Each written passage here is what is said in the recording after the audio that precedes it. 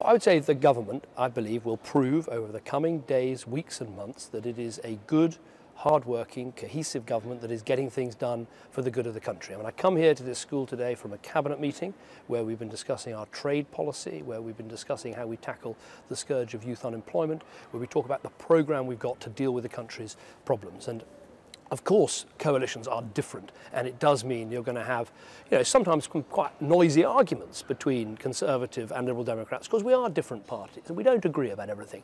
But the test will be, are we taking the difficult decisions for the long-term interests of the country? I wouldn't say we're kind of like friends, like we go out to the cinema together, but we work well together. We share a common endeavour in this government. We get on well together, and I think we respect each other.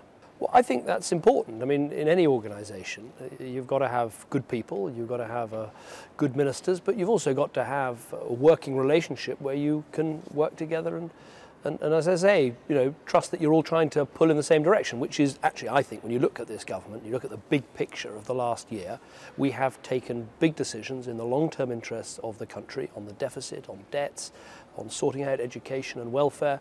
They're in the long-term interest that you couldn't have done without a good team working together.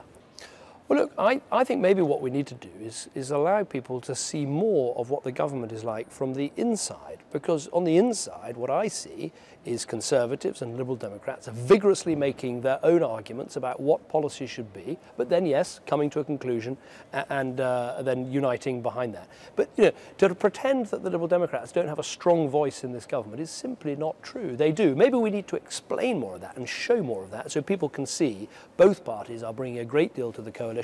Look, I think in the end what matters is the results. Are we able, as a government, two parties coming together to make those difficult decisions? Are we sorting out the future of our education system? Are we going to deal with the problems of youth unemployment? Are we going to get on and finish the job of paying down the deficit and dealing with our debts? That's the test.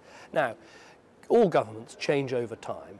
I suspect it will be more businesslike, and I suspect you will hear a louder voice, perhaps from both parties. But at the end, what matters to me as Prime Minister is, are we delivering for the country? Are we doing the right thing? Are we getting the job done?